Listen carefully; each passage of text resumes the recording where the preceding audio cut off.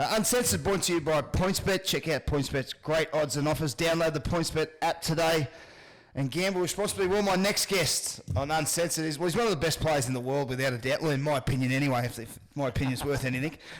In his 6 years in the NRL, check this out. In the 6 years, he's played in 4 grand finals. In 4 of those grand finals, he's won 2. And he's finished 3rd in the 2 other seasons he's played. So 3rd's the last position he's came in 6 years. It's pretty good. He's represented Australia and Queensland and is a current Wally Lewis medalist. Cameron Munster, welcome to Uncensored. Thanks, Finch. How you going, mate? Mate, good, mate. It's, just going through your stuff earlier. The worst you've ever made is a prelim final. That's the worst finish. So, yeah, it's crazy to think, looking at those stats. I still pinch myself that I've probably come through a good time at the Storm, with the big 3 probably at their prime and their peak. It's still scary to be rubbing shoulders with them, and obviously having you around the group as well, mate. It was always good. When I obviously didn't play with you, but looking around and hearing all the stories around you, mate, you're very loved at the club, and you always will be. Yeah, it's they're very good with their former players down there, and I really love the club because usually when I left any other club, they were happy to get rid of me. Now they're going, get this fucking bloke out of here. Mate, you're not young anymore, but you're not old, but you've been around long enough now, when you might be 21, 22 and you make a couple of grand finals. You're 25, 26 now. And it's just the norm for you is to play grand finals or to get. Is that your mindset every year now? Like, that's to be, obviously you're a part of a successful club. But is that your mindset every year? Like, if I don't make grand finals, it's not successful. Yeah, for sure, Finchy. I guess I've tasted some success pretty early in my career, and that winning feeling, as you would know from 2009, mate, there's no better feeling. So obviously I've lost 2, and that was not a great feeling, but I feel like it was really good to get into those grand finals, to build up in the week. There's no better feeling, and we're the best 2 teams in that competition at that time, and that just really gives me satisfaction. And even though I haven't won all 4, I've won 2 of them. I'll still go down after my career and still be very happy with the way it went. But like you said, I really want to make another grand final and win again and have that winning feeling, and like yourself, have a good time after it. Yeah. Well, 09 we had the winning feeling, you're right, and it was great that year because not only we won, we got a boat and a car as well, so it was a great year. But let's take it all back. You're a Rockhampton boy. Yeah. Do you get back up there much? Do you get back home much? Yeah, I do. My sister lives in Serena now, the great spot where Wendell Saylor was from, Serena. But my mum and dad still live in Rocky. I do my best to try and get back as much as I can. There's not much really to do there other than probably work Monday, Friday, and drink piss on the weekend. So I try and stay away as much as I can. That ticks all the boxes we need to tick. Exactly, mate. If I lived there, I reckon my dreams might have been crushed again. But yeah, it's good to see old friends like I used to go to school with and see what they're up to these days. And most of them now, being in that country town, they've all got kids, so it's kind of scary to think. Yeah, tell me looking after a kid, that'd be better. Yeah, well, it's hard enough to look after ourselves. It took me until I was about 38 till I had my kids, so you've got a bit of time. Mate, you played for the North Knights. Yeah. And did you play 5'8" as a kid? I did a little bit. I probably played hooker in high school, and then my last year I played fullback. But yeah, hooker, yeah, played a little bit of hooker. I didn't grow till I was probably grade 11 or 12, and my balls started to finally drop. Mine still haven't. So yeah, I guess that was something that I got a bit taller, but I was always a little kid and always used to get flogged. But yeah, it was good to play in the middle just to try and figure out where I was going to be. But yeah, I ended up playing majority of 5'8" for my club at Norse, and yeah, I was lucky enough to make some rep size in under 18s and go from there. Yeah, so when did the tradition to fullback? Sorry, the transition to fullback happen? Because you played for North Queensland Capras. Was that a junior, like a feeder club to anyone, or that was just in the Queensland competition? So I tried out for under 18s, and I haven't been picked for a rep side since I was under 11s, and obviously back then you would know, Finchy, a lot of politics are involved. A lot of people who they know didn't really have to try out and got picked in the squad. So I decided I had a gut full of it, so I decided not to keep trialling out, and then just lucky enough that a guy that used to work at my school knew the coach and said he was interested in seeing how I'd trial out, and the possible probables come up, and I played okay in that game and got picked for the under 18s Melbourne team, and I got picked at fullback that year. And then funny enough, Harry Grant's brother George was at 6, but then he obviously signed with George the 20s. Grant. Yeah, George Grant, yeah. So he went to the Tigers, and we needed a 5'8", so he said, mate, I feel like you're comfortable in that role, you should play there. And I got a bit angry because I felt like I found my spot. Yep. But then I ended up playing 6 for Melbourne Ingers and went okay and got picked up for the Queensland Cup team in the Capras that year and played 1 game against the Pride. I remember a couple of good players were playing from them. Rod Jensen, Sammy Tajalala was playing as well. We got flogged that day. I remember Corey Patterson was running at me.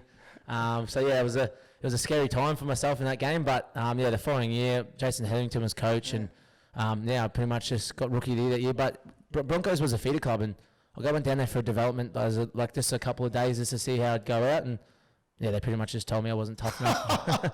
Mate, well, you know what? Well, that's surprising because I don't know how, I hear a lot of stories. I tell a lot of stories that aren't true, a lot of my life's not true. But I heard Jason Hetherington, obviously, he had a great career at the Bulldogs. He went to the Bulldogs and said, mate, you got to come and see this kid Munster play. You need to give him a contract, give him a start. And the Dogs come and looked at you and said, no, we don't want him. He's not good enough. But then you've just saw the Broncos. So is that true, the Bulldog story? Yeah, it is true. I guess Noel Crusher Clear was the recruitment. I'm not sure if he's still there now, but Jason Hetherington was pretty close with all the old heads there and there.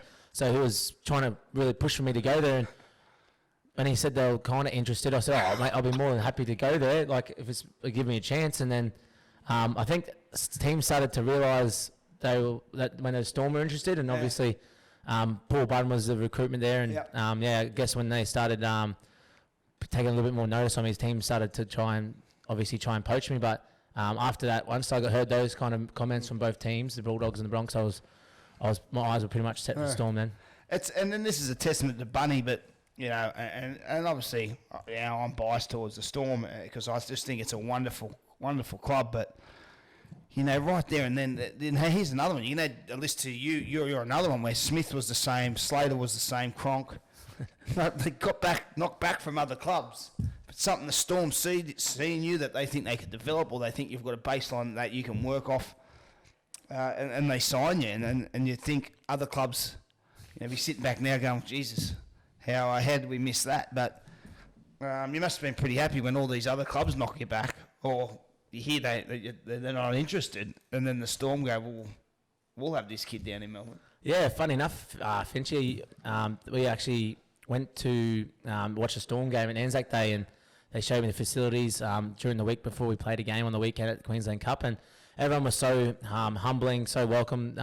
At that time, I was so starstruck at meeting the Big Three in Bellelake, but they were so welcoming and always happy to say hello. And I kind of met them during the year at Origin time because Jason Hetherington was obviously the coach of Capras. He was in the Queensland camp, and I remember running into him at the end of the year when I signed. They're like, "Oh, you're the kid with the 2 black earrings, the rat bag back from Rocky." Did you have the earrings back there? Yeah, I had 2 black earrings in my ear, so I was like, "Yeah, that was studs me." or something? Yeah, like little fake black stretches. They were terrible. Wait, how did you meet Bellyache with them in? I did. I actually walked out to one training session one day with him in, and he goes, "Mate, what the fuck are they in your ear? Take him out right now." I was like, "Yep, no dramas." But no one knows this, Finchy. But I signed my contract at Kittens. Did you? Yeah, I was after the game. They took me there, and who took you there, Bunny? I can't give up your sources. I can't give up the sources who took me there, but. At the time, I was pretty starstruck when we walked in, so I was like, "Where's the pen and paper?" I'll tell you what, for anyone who doesn't know, Kittens is an establishment where impressive people dance up on round poles. But I'll tell you what, it's a pretty good way to the heart of most rugby league players. If you're looking them to sign in that, like, we'll show them the Big Three, so we'll impress you with our coaches and our superstars. Then we'll take you to a strip drink, get you full of piss, and pay for lap dances all night. Mate, I'm signing 10-year deals if that's a good development, isn't it? That's how they recruit down here. That's why they're the best. How was living home? It's it's not moving country, but it's a long way from home. Rockhampton to Melbourne, and they're two totally different towns. Well, one's a town and another's a city. How was it for you as a young kid? Yeah, it was a pretty tough transition. It wasn't like I was just going to Brisbane, only an hour flight. From Rocky to Melbourne, there was no direct flights anymore, so there was 2 flights. You had to go to Brisbane, then Brisbane to Rocky. So, I wasn't a big fan of coffee, or didn't know what coffee was back then. So when I come here, everyone used to want to go for coffee, like catch-ups, because it was just hot chocolate. Yeah, exactly. So it was just a social thing, and I wasn't used to it. But you would know this, Finch. I was staying at Swinburne University with all the younger fellas in the team, and Yeah, it was in Hawthorn, so we always used to catch the Glenferrie Station train to Amy Park, and a couple of times there I got on the wrong train and ended up at whoop whoop. But yeah, it was just a hard transition. But I got lucky enough. I had a good support base around me, like you said, from the top to the ground down. Everyone was really welcoming and so humbling to help me out. And Anthony Seabold was obviously one of the development coaches there at the time, and yeah, he was from Rocky. His brother was assistant coach there at the Capra, so he was the one that was kind of babying me at the time, and really obviously made me blossom and made me very comfortable at the time. Mate, yeah, we come down here 2014. I look back in Bellyache's time. And obviously, you take out 2010 with the salary cap. I think 2014 is the worst place Bellyache's ever had. I think the team come 8th. We got bundled out by the Dogs.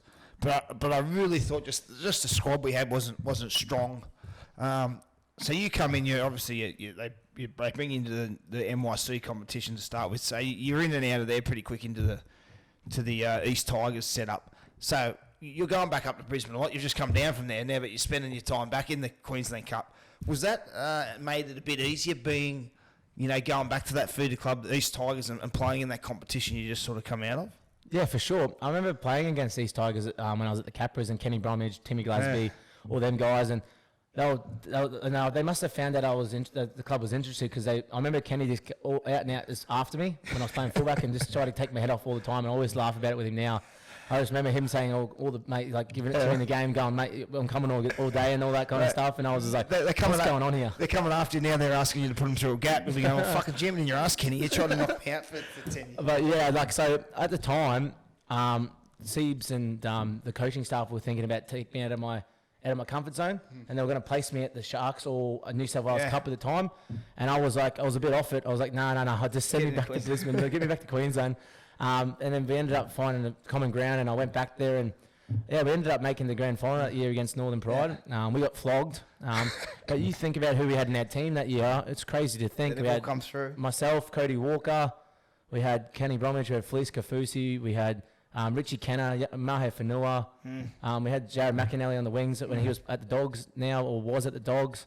We got Donald Duck was there as well. We had a fair few players in our team, and and Mitch Garbutt was there as well, Benny Hampton. Yeah. So when you look at it, we got flogged. They had Cole Felt, they had some decent players, Ethan Lowe, but it just wasn't meant to be 2014. But like you said, I played one game because Slutsy was injured. You debuted in round 12. Now, did you think when you signed down at, I know you're a pretty confident kid, but your confidence at 26 now is going to be different to when you were a kid. Yeah, a bit smarter now. Yeah, just a little bit.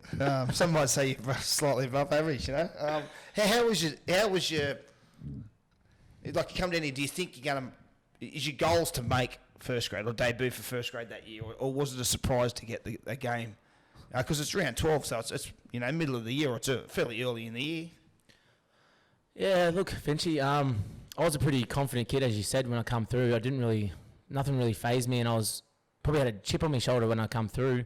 Don't know why, because I didn't really do anything at that time. But I just remember coming through, and I thought I was killing it. And I remember Jesse Bromwich just giving me a clip in the back of the ear, saying, "Mate, like you're nobody here. Like, mate, you got to earn your respect." And then ever since then, I've obviously kind of changed my tune, but. I played that game due to Slutsy being injured from Origin, and then Coops was injured as well, where he dislocated his wrist. But after that game, I got dropped, funny enough, because Billy didn't come back, but Kurt Mann slotted in the fullback the week after and played against the Roosters at one, that year. So you played one game and you dropped, that's probably... So I got dropped. It got a great start. Yeah, it was a good start. We only had Smithy playing. I remember... My memories from that game, JT had the ball on a dime, kicking goals and kicking the ball up in the air and putting me into spots where I didn't really feel comfortable. And I always remember Smithy and Will going out to JT yelling out, "Watch out for the wheelbarrow, wheelbarrow, wheelbarrow." And I was just so starstruck, just rubbing shoulders and being on the field with those guys. So, yeah, it was a crazy moment, but I'll cherish it for a long time. But, yeah, like you said, we got flogged that night, and I didn't see the game. I didn't see the NRL for the rest of that year.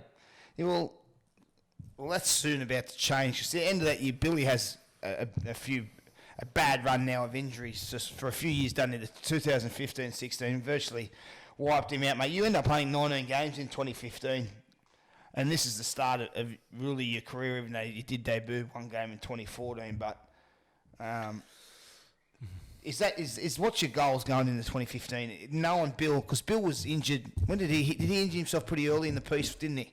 But you're probably still looking at, geez, I'm hoping I can place in first grade this year. I played centre that game against the Dragons. In first grade, right? In the first game. So you started in first grade. Yep. So if Billy doesn't get injured, were you looking you might be centre all year? Yeah. So I played centre in 14 back into the year, left centre against a couple of teams just to see how it'd go. My first game was against Papua New Guinea. Oh mate, got flogged, but absolute bathed on me. But that next year we played against the Dragons, and Billy done his shoulder, and I was very unfortunate for him because he was looking great, and I was obviously second string. But to Bill's credit, he obviously could have been filthy with himself, but you know what Bill's like. He loves the game so much, wants to help the team be better, and mate, he was sitting me down once or twice a week and going through what he thought was my strengths, my weaknesses, and what I needed to improve on. And if I can get that sorted, and back then there was no fullbacks in the line, close to the line, and he pretty much started all that. And he was the one that got me. Obviously with Menicello, and that would have started a little bit as well. But Bill was the one that was always trying to look to get better, and he was the one that kind of got me to do that kind of thing in the line and get up and make it that extra number. Yeah, I've never dealt with, I think Minicello was the first bloke. I think Mini's my best mate. But I think he changed the way the fullback played, Mini. And then Bill took it to another level. And just the way he prepared, the way he watched video, and he's quite intelligent for it. He had a bit of a halves mentality or a halves vision on at fullback, because he was extremely good with his eyes and organising defensive lines. Did you realise that? What were your strengths as a fullback? Do you think at the time, or was there so much there you thought, shit, there's so much now after Billy sat you down, there's so much more to this role that I never knew. You just went out and played. Yeah, I just played my instincts, and that was my running game. Yeah. And once I couldn't run, I'd obviously go into my second string, which was ball playing. And I felt like when I run the ball, things tend to happen for me, and I realise that now. Back then, I didn't really think of much, but like you said, when you come to this club, it's not about the big play; it's the thing that happens around the play that gets that going. And I was always everyone always looked at it. Oh, fuck! Well, look at that pass. How did that happen? But when you look at it, they broke it down in sections and dissected it, and we went to and tried to obviously why it happened. Why it happened, and I tried to realise why it happened, and that's Coops and Bill sat me down. And Smithy sat me down, because obviously Billy was away. They changed the structures for me that year, where Bill's obviously more of a ball player, 3-on-2 kind of at the back of shape, but they've changed the shapes for me to run the ball and then just off that go from there. So it kind of worked. A lot of those dog shapes that we used to run, obviously arcing up, that was a big thing for me. Hit the straight runner like a Kevy Proctor at the time, who turns you going out. And that was me running the ball and just going from there. And so I didn't really have to do too much to think, because that was my thing, was running. And I used to try and break. I wasn't fast fullback, but my thing was breaking tackles and line breaks. So we just pretty much changed it that year, and it just ended up working. But you're deceptively strong. It's a bit like, and I'm not putting you in Smithy's category here, like in terms of rig. He's got a better rig than me. You've got him covered. But Smithy's extremely strong. You know what I mean. You've played with him. You're the same. Like the amount of tackles you stand in and offload, or the amount of times you bust through and you might get pulled out. Or a legs tackle, because they fall off at the top. When you're running the football, even though you sort of say, have you always been like that as a kid, like a wiry sort of deceptively strong runner? No, not at all. I reckon I started growing in grade 11. Like I said, my balls dropped. I started getting taller. My balls dropped and my missus took them, so I wish they never dropped. Oh, it's Finchy. But yeah, like, it's just weird. Like, I started getting taller, and people started being shorter than me, and it was feeling weird. Like, I wasn't sure what was happening. And I started, the first couple of weeks, I started getting back problems, because I wasn't obviously used to be. I'm not tall now, but back then I felt like I was tall. So, and I was looking down at people, and I wasn't sure what was going on. And I just started getting from there, and I started running like a giraffe at one stage there. But eventually I grew into my body and went from there. Well, mate, 2016, you have a pretty good year. You played 19, 20 games, virtually the full season. He's get knocked out he's actually beat the Roosters. Game 1 of the finals up there, and it's like, hello. Now you got to come through Melbourne to get. Now we're a chance to make the grand. Like, it's How did that? Because then Cowboys pulled your pants down. They covered just pretty easy that game. Was that a shock to you? You know, I don't know it's really your first year, but you know, I remember thinking once you knocked off the Roosters, who were the minor premiers, you beat them first week at the finals in Sydney. Yeah. You go straight to week 3 with a home semi, and they really give it to you down there, don't they? The Cowboys. Mate, they gave us a bath, and funny enough, about like his stats, man, and you know the Cowboys didn't win the first 5 or 6 games that year, and we're the ones that gave them that run. That took off. We got beaten by them in Townsville. Was it a Golden Point game? Oh no, he's up by a stack and they come home. Yeah, they come home. Yeah, that was it. They come home, and ever Was it since a Golden Point game? Did they go to Golden Point? I think it might have been Phil, and JT kicked it. So yeah, that's what I mean. Like, it was in Townsville, wasn't it? It was up in Townsville. It was in Townsville, yeah. So mate, did not win a game, and they didn't lose a game after that. So their season could have been over. Yeah, the season could have been down and out, but no, they beat us in Townsville, and they didn't lose a game since obviously round 6 or 7, and they won the whole year, back into that year. And then, yeah, we played them, and I guess I didn't realise how much video teams do, and we probably didn't change. And we only had a plan A, we didn't have a plan B, and we just thought that was going to work, and it didn't work. So JT, like I said, JT ended up having Juzzy O'Neill in the centres on his right, and he gave us a bath, Juzzy did. And we gave him to the Cowboys that year. we pissed him off. They did like the Parramatta Eels did with you in Melbourne, so he was pretty much probably happy that year when we gave him away. Mate, and I find it's a really interesting point you talk about there. With the Storm, you said you had a plan A, you didn't have a plan B, but I always found, because plan A always works so much, the team that, you know, and I found it, the club for a long time, when I was there, when I wasn't there, we never played great from behind because we never were behind, you know, like we were so used to starting well, then you're just kicking the teams to death, you know, suffocate them to death, complete your sets, give them nothing. Yeah. And we...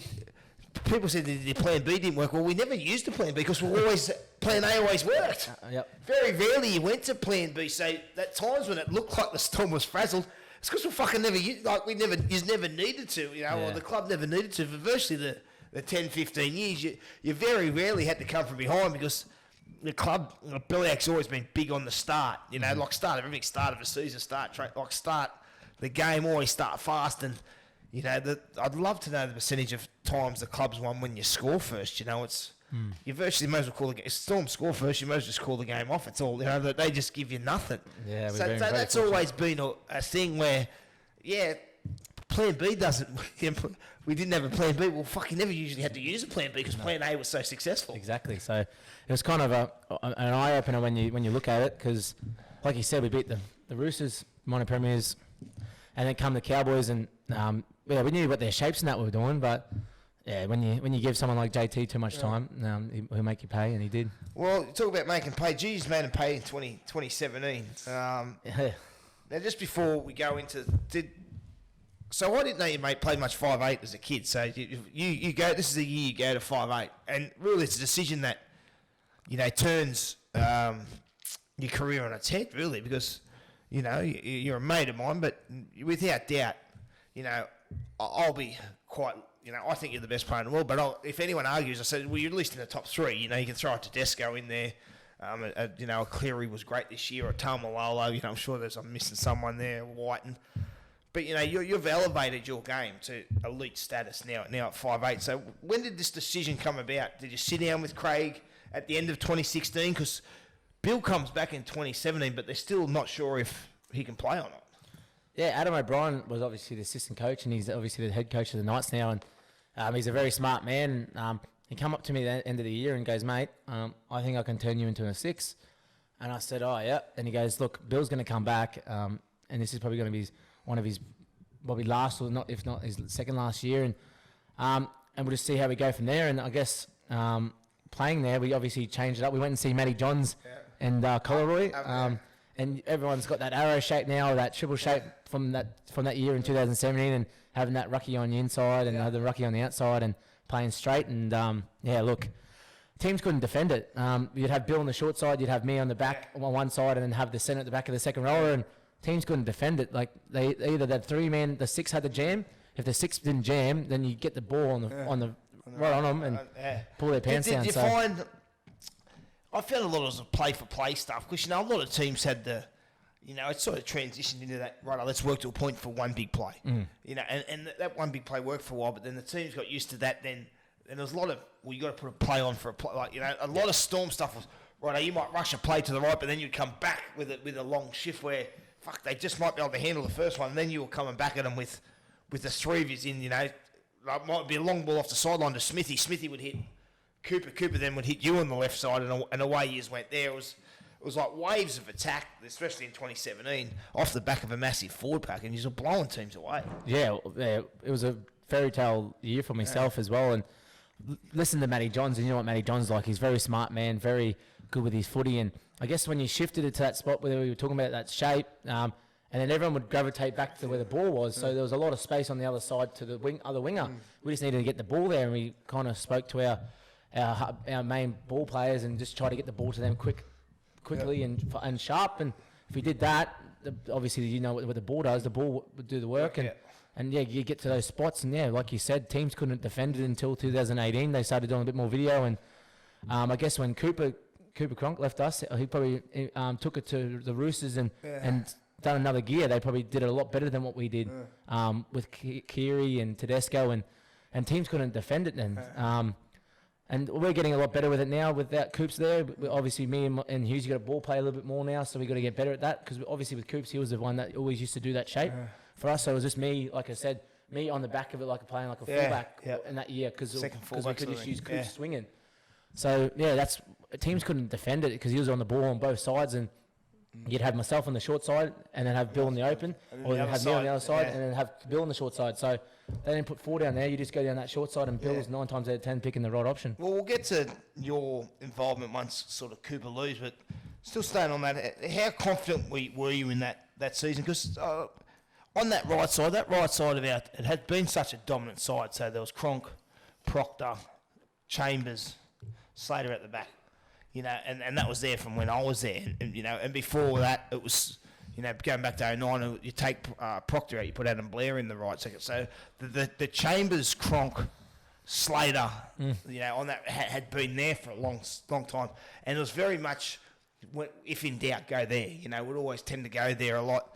That left side come alive that year. You had big Toru Harris there, who was gun. He has skillful play, but young Curtis Scott comes in. Who you remind me a bit of each other. You got a bit of rat bag in you, and you're both young kids, but you're both, for lack of, this is in a good way, you're both cocky, you're both confident, you both back yourself, and I guess it goes to show how much confidence the club had in you. Usually they might go, well, shit, we've got 1,000 games experience over this other side, we'll swap some of it over for these 2 kids, but you're having your first year at 5'8", and they've got a rookie in at the centre, and they let you go, and you were fucking superb all year. Yeah, I guess. And was Sully on the left wing? No, Sully was on the right. So you had the Fox on yours. We had the Fox. And that was his first year as well. So there's a lot of inexperience on that side, and young blokes, and he's handled it pretty well. Well, it was funny because we were all worried about how we'd cope without Marika on the left, because he was such a good player for us. He went to the Union. So when they told me about Foxy, I said, oh yeah, let's see how he goes. And mate, blew teams away with his pace, and like you said, Curtis is very, very cocky, and like he should be. He's a very confident kid, and mate, he's got a lot of skill. And the thing I admire about Curtis is he doesn't let anyone get it over him. He's always competitive. He's quite aggressive for a kid, wasn't he? And he handled himself well. Yeah, for sure. And as you could tell, he can throw them as well. So Dylan Walker. Yeah, exactly. So mate, we always used to butt heads because obviously we were similar people, and mate, we brought the best out of us. We were always accountable for our own stuff. Like if I threw a shit ball, Curtis and that would be fucking like, what did you all, mate? If Curtis done something wrong, or vice versa, or Addo, or Tohu, we would all be accountable for everything, and putting everyone on show and making sure we can be better. And I think that's what made us so good that year, is everyone was trying to, because we weren't obviously cemented in those positions. We had to earn still them. playing for a spot, aren't you? Exactly. So, and I was pretty devastated at the end of the year. It was 2016 when obviously Adam goes, oh mate, I'm gonna have to play at 6, because Blake Green was there at 2016, and they got rid of him to put me there. And I was a bit dirty because I thought I was really good playing fullback, and obviously I couldn't be too shitty because Billy Slater's the best player I've ever played the game at that position. So Adam kind of baited me and got me into that position, and then I started really enjoying it, and I just haven't looked back. I just really like playing 6 now. Was there a point during that year where you thought, this is 5'8", I can do this? Because that's... Yeah, people will say, so bear with me here, people will say, it's easy to play 5'8", because you got Cronk and Slater and Smith. Yeah, and I should know because I've done it as well. Yeah, it is in a way easy to play because they're so dominant, but it's fucking harder to play too because they're so dominant. You know, they can take away from things you do well in the game because, you know, you got 3 blokes, you don't get the ball just as much, so it can be harder to fit into the team. And you know, as a kid, you know, and one good thing about Smithy, because he's quite good, he'll give the ball to whoever needs it. But you might have Cronk and Slater calling on the other side. Here you got Cameron Munster, this kid who's played 2 first grade. Well, who are you going to pass it to? You know, he played 2-5-8. You know, 2 games at 5'8". He's been 5'8" for 6 weeks. Which side is going to? So yeah, it is easier playing with those guys, but it's also harder to get into your rhythm and you know and find your niche. You know, playing alongside them. Oh, for sure. I won't say the word, but I always had to use the overriding call if I wanted the ball. It was frustrating because, like you said, Billy and them have been so dominant for so long. If I needed the ball, or even if I wanted the ball and it wasn't probably on, I'd have to call the overriding call because Smithy would be so used to going to him. And if I did get it, I have to make sure I made it frigging count because if I didn't, it wasn't coming back. It wasn't coming back, or I'll have Coops in my ear going, "What the fuck are you doing?"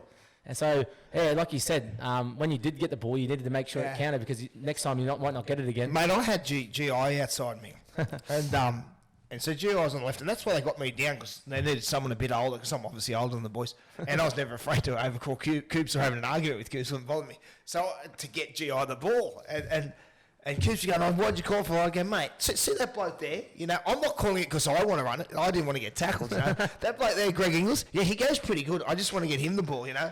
And usually I get him the ball, he'll palm off 8 blokes and I'd get a try assist. So he certainly helped me. But you've certainly found your niche quickly in that team. And, you know, for so long, probably during those years from 13 to 16, it was heavily on the right. You know, the attack was geared heavily to the right. Chambers was probably the best centre in the world during those times, or certainly one of the best. And that was our best. Like that left side at 5'8" had turnovers of... who are you looking at? Greeny was there. 2014, we had Ben Roberts and a few other blokes. Gaz Widdop had the last year in 2002. So it's been a turnover of players on that left side. But you got in there and slotted straight in.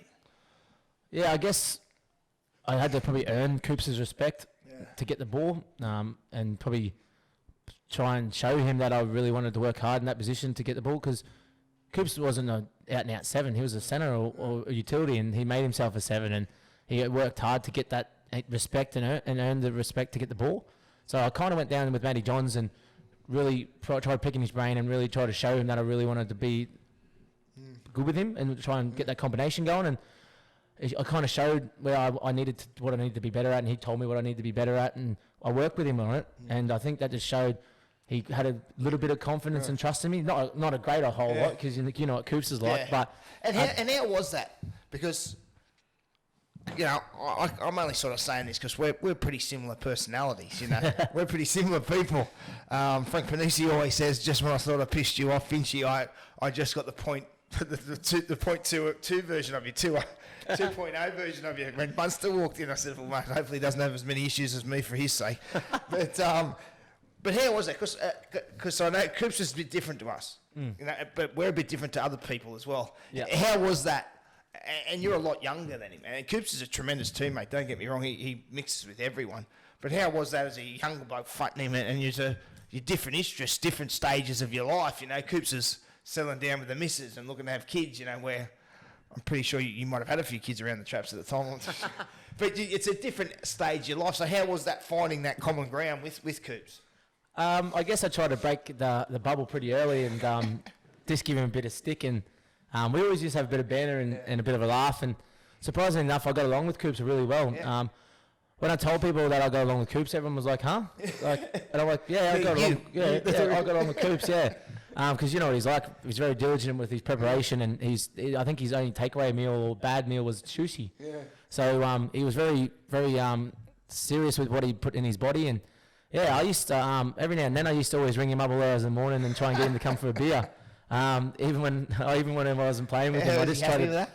He wasn't happy with me. He used to spray me when I get training and that. But no, I just thought I'd just try and be myself around Coops. Don't try to be something I'm not because you know what Coops is like. He's a people's person and he gets along with everyone, and that's what I admired about Coops. Doesn't matter if you're the CEO or the janitor of the place, he'd treat you the same. And He was always good with us younger boys. Always used to look after the Polynesian boys. He always used to look after them with shoes and clothes. And whenever we won a Scotch from Skoda voucher, or man of the match, he used to give it to the younger boys that were struggling. So, mate, that's what I really admired about Coops, is he's always looking after everyone around the group. And he was obviously thought he was very cool at times with his hat backwards, and I used to give him sticky about it. But he was great to have around the team and around the club. And he'd be sorely missed eventually when he left. Now game to you debut at Origin this year. That year, 2017, And it's for the first time in history, it's an all slot play. Probably feel like you're just a club. It's an all Melbourne Storm spine. Yeah, well, I guess Kevin Walters was the coach at the time, and JT played the game too, done his shoulder, had to get surgery. Milford played game one, done his shoulder as well. So I was a third string, and I remember getting a phone call, and I was pretty happy, and I told the big three, and they were pretty excited for me, and we just pretty much done the exact same structures we did. So it was good to come into the group. I didn't have to try and do too much, but I remember Kevin Walters asking Smithy after the first training session in Maroons, because I was so nervous. I threw the ball on the ground 3 times in our shapes, and Kevin goes, "Is he all right?" And Smithy goes, "Mate, this is him normally." Mate, we've got to put up this 3 times a week. Don't worry, mate, I got to do it in the game. Well, mate, you come out, you actually, what did you win 22-6, you smash them. And we'll talk more about your Origin career there, but, going into the back half of that season, I remember my first game in Origin, we lost 22-18 up at Suncorp, but I played really well in my first Origin game. I only played a couple of games, but I went back to the Roosters with a shitload of confidence. That was 04. How were you going back there? You must have felt like the world was at your feet. Yeah, it was crazy, Finchy. It was just the same as this year. It just felt like everything fell together. Like I remember talking to you about the 09, where when it come to finals, we weren't getting beaten. Just know. Like you come in, there's no doubt in your mind. I remember just walking into meetings and having a laugh, and probably not even looking at the video, because I knew how good we had the group around us, and it just fell into pieces. And it's hard to put into words, man, because I just remember walking down the training paddock. Even if we had a training session, I was still confident going to the game on the weekend that I knew we wouldn't lose. It was an amazing team too. It was one of the best teams I've ever seen, one of the most dominant teams I've ever seen. Like, if that game goes for another 10, 15 minutes, you just win by 60, 50. Like, you're just scoring. It's not a grand final. It's just lap teams that year, wasn't it? It was just ridiculous how good that team was. Yeah, mate, it was. And full credit to Cowboys. Michael Morgan had one of his best seasons I've ever seen. To get him there, mate, what he done for that team was remarkable. But just knew going to that game, it didn't matter if we played the Sharks or the Cows. It might have even been a double rematch from 2016 with the Sharks. But, we were very confident, and we couldn't wait to get out there. And I remember rooming with Coops on grand final day, walking out and pulling the curtains across. And I remember saying to him, "Hey, mate, we've been here last year. Don't lose it for me this year." And then he goes, "How many bloke?" He had a little giggle with me. He goes, "How many people out there wear my number?" And I said, "Oh, nah, not many, mate. I think there's more 6s out there." Like, is this? Yeah, it was a good vibe around the group at that time. Well, that's how relaxed you are. Well, you go out and smash them, and you play for Australia that year. Now, is this the famous? Was your roomie that Australian? So you might play for Australia in the 2017. Yeah. Now, the Ben Hunt situation. Yeah. Now, we don't have to get into it. But do you reckon that was you had a bit of a scuff on the piss or whatever it was. But you get sent back to Bellyache. Do you reckon that was a turning point? Or did you take anything out of it heading forward? Because at that point, how old are you in 2017? You're 22, 23? 22, yeah. And you just represent your state, you represent your country, and you're a premiership winner. Mate, I'm guessing at 22... I'm not listening to too many people that, you're feeling pretty good about yourself, aren't you? Oh, I was on cloud 9, and kind of happened again this year. Like, we've won the comp and haven't really had time to celebrate it. We've had to go straight into the camps. Yeah. Origin camp this year. And you're looking to celebrate. I'm looking to celebrate, and you know it's like Finchy with Australia and that. No, I don't not really, no. No, I played I got the P&G. Oh, mate, still played for them.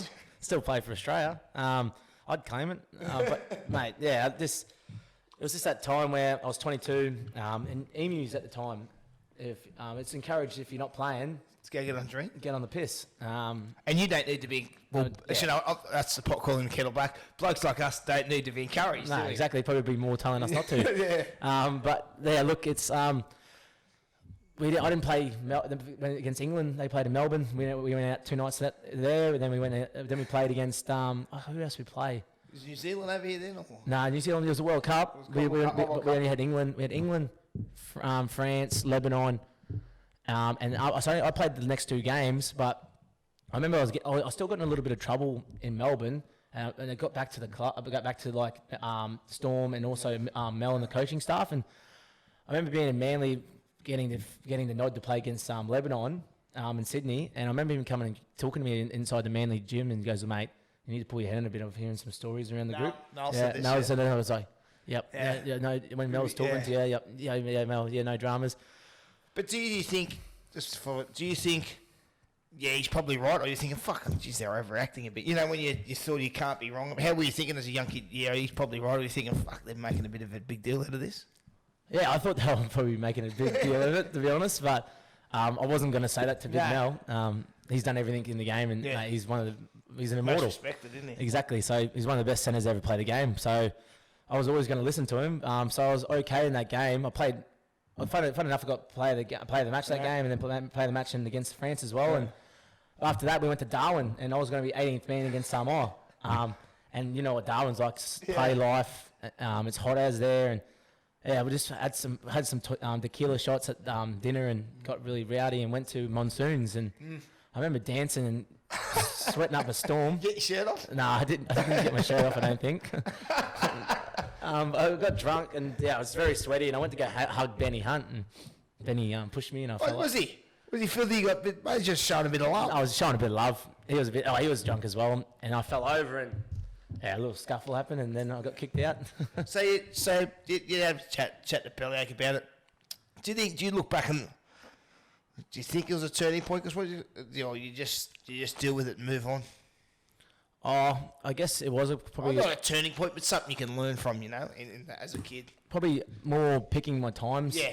Being more aware of my surroundings, and I guess I had a meeting with them and a couple other people in the group, Frank, and they were just showing all the things that happened since I've been at the club that they've had to find me for, and saying, "Look, mate, like if this is anyone else's rap sheet, you're probably out the door in first instance." So I was a big hit in the face, and they said, "Look, mate, you can play. We'll give you we'll give you the benefit. We'll give you the benefit of the doubt." I always found that the bloke who survives, he tends to be a better player than the bloke who doesn't. I got 9 lives. You're better than a cat. The Finch cat.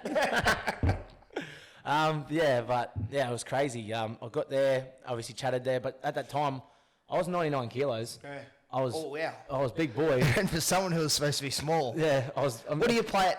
I was playing at 89, 90 at that stage as well. So an extra 10 kilos. I put on a bit of 10 kilos. It went back to Mel, and we obviously chatted it out, and I got Mel's respect back, and through the group, and it was a bit of a massive turning point for myself. Well, mate, the next 2 years, 18, 19, again, that's in terms of anyone else's clubs, it's such a successful time. You just finish runners-up 2019 to the Chooks. 2018. 2019, you get beat by the Chooks a week before. So 2 really good seasons. You finish third and second and third. How's it life to adapting without Cooper? You now become a different player in the team. You have young Brady Croft, who at times did well, but really probably struggled to make his impact in that team. And I see, just from watching footy, the once where we were so dominant on the right side with Cooper, all of a sudden, mate, you just had to load up on your right side defensively, because our left side, it was virtually just you and Smithy, wasn't it? That's... Well, if in doubt, he was going to you all the time. So now all of a sudden you're playing a much larger dominant role within the team.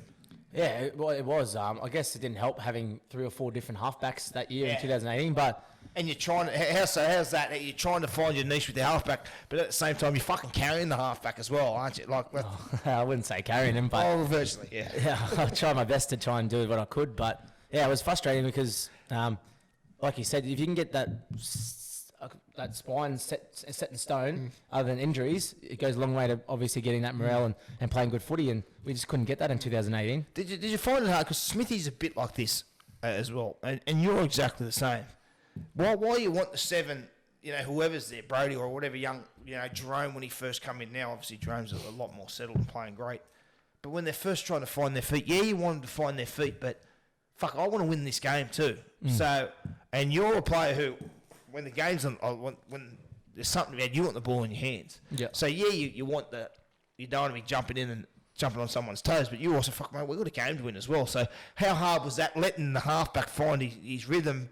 But fuck, at the same time, mate, if the game, if I need to overcall the ball, you're going to overcall him, Yeah, for sure. And I guess that was what I was getting frustrated about that year was, mate, if you get a 6-4 split, it was like a 7-3 split. Yeah, because they're loading up on you. They're loading up on one side, and it was getting frustrating at times. And playing against Coops that year in the grand final, it wasn't my favourite time at the time, but frustrating, obviously, for you. Because Coops was obviously injured, and we were trying to get as much as him. He's a very smart player, but they just kept overloading that side and defence, and you couldn't really do too much.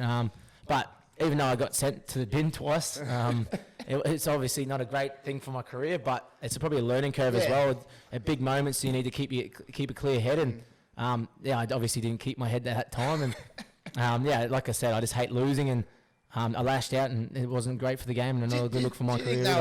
But you've moved on from that. But I always say, like Cooper missed 3 tackles. He touched the ball twice and kicked it once, and he's a hero. I had those stats for 15 years, and I was fucking hopeless. I got booed. I got booed every week. He does it, and he's a hero. He's a champion. Go figure. But do you reckon that was like you guys did great to make the final that year, but you never really kicked into gear all you did. You just never found the rhythm, or never found that footy you had the year before. So do you think it was just the crescendo to a year of frustration, or a boiling point where, to actually make the grand final, it was a massive effort, considering you've never really hit the heights, did you, or find that rhythm in your attack that you had the year before? No, not at all. Like I said, 2017, I was playing like I was pretty much a fullback. Yeah. Like, I'd get the ball at the back of shape off Coops. If not, if I got the short side, it was just me running with like a block or running. Just play the numbers. Just play the number game. So when you went to 18, I was more ball playing again. And that was my first time ball playing and getting the ball in the first receiver and trying to make decisions. And I guess it was in hindsight, when you look at it, it was probably my rookie year. Yeah. Ball playing, when you think about it, for a half. So how do you find that now? And I guess for any young ball player out there, how's that to like you said, your running game's your strength, and you find good things happen from when you run. But how do you find that balance with the ball playing and your running, or is it instinct when you run, or do you have a plan with what you're going to do, or how do you find that now? Oh, I find it a lot easier now. I find everyone has traits and strengths, and they lean back to what works for them. Yeah. And I find now that even the teams might know what I'm doing, they still got to defend it. So I find getting to certain spots in the field helps certain plays. Helps me for certain plays, and helps me getting in the right position as well. And for example, if you want to get to the left zone for whatever you want to do there, opens the field up, gets certain numbers down one side, and I can dash down that short side if it's short. Yeah. If not, come back to the middle and just use my big boys. Yeah. We've got the best middle in the game, so be stupid not stupid enough not to use them. Do you have a plan going in, but because some games you look back and think, fucking shit, I've run the ball a dozen times. I think with the strength of our halves, like you and Jerome are runners, so I always find with more conventional halves, like that's probably lack of a better word, but like say a bloke like myself, and there's like a Cleary or whatever, if the forwards aren't going forward, you struggle to get your running game on. You know what I mean? Because we need, but we're with you and Hughesy, whether your forwards aren't going forward or your forwards are, you blokes still give you 10 to 12 hit-ups, because you are going to give you 100 metres anyway. Do you have a mark in your head when you play, or are you just out there and just, some games you might be 15 hit-ups, other games 10, you don't, you're conscious in the game, well shit, I'm not running enough, I need to run more, or I'm running too much, I need to, are you aware of it, or it's just you play what you feel? I usually play what I feel, Finchy, but our coaching staff, our attacking coach, Mark Pretnell, does give us targets each half to run the ball. Every now and then it's going to happen for you. Yeah. You're going to make a line break, it's going to make your meters up, you're going to look really good. But I find if I start running first, I might have a shape on the outside, like you said, everyone knows their job and they're right, I might call a play. Everyone gets in their position.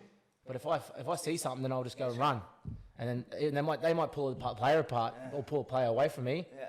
I'm one-on-one with a forward, Yeah. and hopefully I can get past him. If not, I'm getting ragdolled. But at the end of the day, I'm getting a one-on-one for someone that's going to be quick, hopefully quick playable. If not, then I might get an offload off. But yeah, that's something that you should know really well. At this club, if you call a play, everyone just fans out like it's a falls in the line, don't they? Exactly. They're amazing with everyone doing their role. We'll talk about we go 2020, and now your role. You're a senior player now.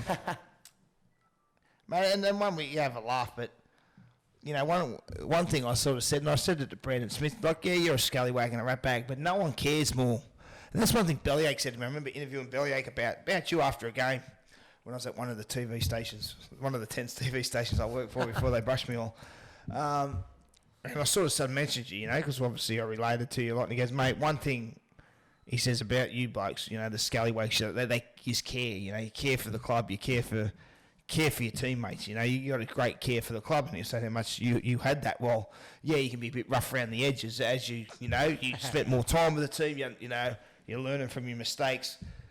How do you find that role? Because I really I enjoyed the senior role. Because I was never going to be captain, but you enjoyed that because you have such a, while you're not the perfect old early captaincy material, you're super important for your senior player role because you're so relatable to the young kids. You've got such a good relationship with them. How do you find that now?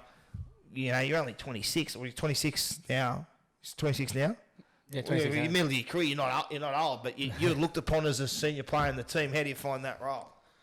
Yeah, it's scary to think, Finchy. As you know, like being a young fella coming through, I was always the youngest in the teams the last 6 years, and I guess time goes by. All the older heads are now starting to fold away, and I'm probably the middleman compared to all the other boys. And some of the older guys wouldn't know what TikTok is or know what any of those social media platforms. TikTok used to be sleeping with something else. Yeah, exactly. So I kind of relate to the younger boys. I got caught playing with me TikTok a few times.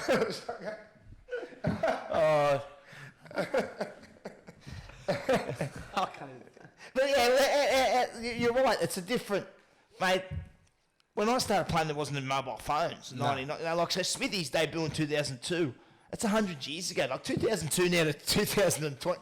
Like it's a different world, isn't it? Exactly. It's a whole different world. There's Tinder, there's dating apps, there's all this stuff, and it's good because I get to talk to younger boys, and now I get to tell if they want to talk to someone, they come talk to me because they feel comfortable with me, and then I go and tell obviously Jesse and Dale and Kenny and because they might not feel comfortable telling those boys, and it feels good to have those younger boys feel comfortable with me, and like you said, I'm probably the oldest one going out with them now, drinking on the piss, so.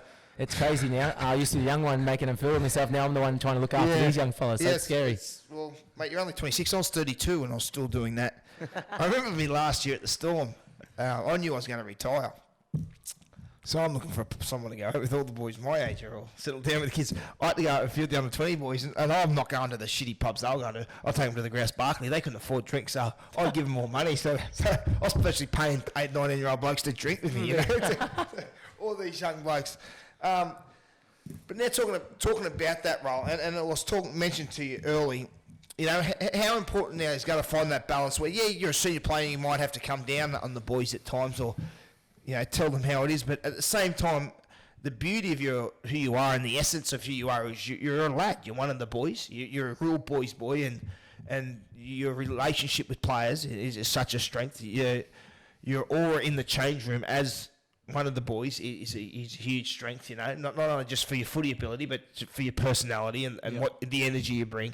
How important and how's that balance going to be moving forward? Well, you're a senior player, but you're always going to have one of the boys, that type of, you're one of the boys in you, you know what I mean? How are you going to balance that sort of role? Yeah, it's tough. Talking to Will Chambers a lot around it. I don't want to, we don't want to be hypocrites, telling them not to do this and that, because we were doing that when they were doing it, So I guess, like Will used to say to me, just try and guide you in the right way. And like you said, you can lead a horse to water, but you can't make him drink it. So, you can give them all the ideas not to do, but at the end of the day, it's their decision to make. And, I'm very lucky that I've had a fair few chances at this club, and I'm very fortunate with that now. So now I'm trying to give back to everyone around the team. And like Bellyache said, I have a real care for the team. If I'm doing something wrong or if I do something okay, I'm like, can I do that better? Or can we do that better? And, I'm always trying to make everyone feel welcome at the club, and I guess that just happened because of all the guys like yourself before me. Yeah, and it's like that. I find that, I remember when I was playing there, and the emphasis on, which is why it's a great club, to the past players coming back, and the club does a great job with it now. I always find, I knew exactly what you meant by you can't do that. I went and spoke to the Warriors players during the year, Toddy Payton, a great mate of mine, and he goes, tell the boys, but you'd be halfway through a story and you'd be sitting up the back. It's on me anyway, doesn't matter. Is it recording? Yeah, it was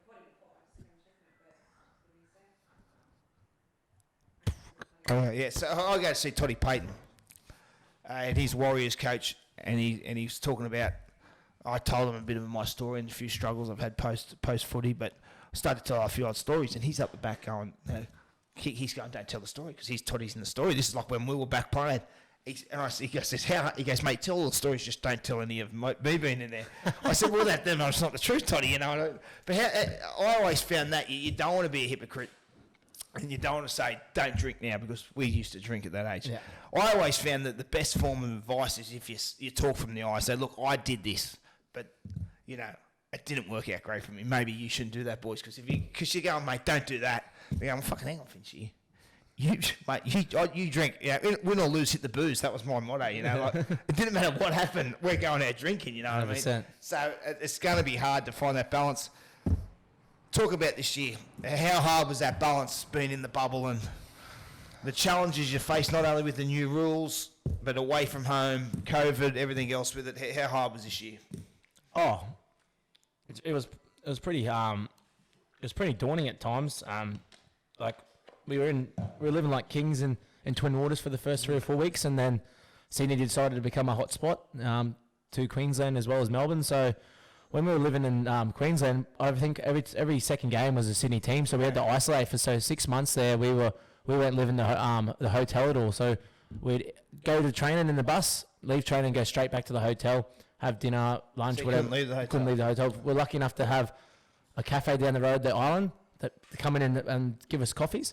So she had to wear a mask, obviously, and give us coffees and that. So we were lucky there, but trying to make it a little bit more of a family feeling. But I couldn't imagine what people down in Melbourne were feeling. That's the reason why we had the big V on our jersey, just to say, for Victoria, and just to let them know that we're still thinking about them. So you tell me how we just did 5 days. Fucking, that was hard work. And imagine 3 months. How's your friends or family you had down here at the time? Did you talk to them? Did they say how hard it was during that part? Yeah, I've talked to a lot of people, and they're very outgoing people, and they even said it was very grim. They were struggling at times. Some of them weren't working, and some of the people didn't even, some of my mates lived in apartments, and they didn't have a balcony or anything. They just had windows. So you couldn't imagine what they were doing for 4 to 5 months, just looking outside, looking at the buildings. 3 months bender, isn't it? Yeah, exactly. I reckon there'd have been a lot of alcoholics and going to see rehab those 3 months. In the best of times, I'm going to rehab. Well, I did. I had the best life. Everyone still went, let alone fucking lockdown. So yeah, it was tough, but yeah. Well, that must have made the grand final this year pretty special in the result. Oh, for sure. Like you would know, Finchy, you do the pre-season with all the players that you train with each and every week, and that's the common goal that everyone decides to come with when you obviously stand up and say, what's your goals for this year? And everyone says, I want to win a grand final. And I reckon the reason why we were so successful this year is because all the families come from Melbourne, back to Twin Waters, and we stayed there and really made them a family. And I always say this to people, I hung out with people that I don't usually hang out with. So it's not because I don't like them or anything like that, but I live in Kew, and some of the boys live over the Westgate. You're in your multi-million-dollar house in Kew. No. Some of these boys are in Westgate, over in Altona. What else is over there? All these bottom feeders over there. No, not at all. Very lucky where I live. And, I guess not, because it'd be about half an hour, 45-minute drive. Yeah. So, on your day off, you're getting flogged. You just want to go home. You just want to go home and not see anything. We spend so much time during the day, you're not spending time outside. Exactly. So, for example, we go and get trained and then go back to a room and get changed, have a shower, and we go back to the bar and have a chat and have lunch and just play cards or play video games. And that was our 6 months of isolation. Now, imagine being... I spoke to Craig about this. I said, did anyone get on anyone's nerves? Because it's someone like Chambers, who's great mates with me and you, and he's like, no, it's not at the club now, but fucking being in lockdown with him would be awful, mate. Just that voice, he's at you. And mate, hey, I know I'm probably pissing people off if you're in close places.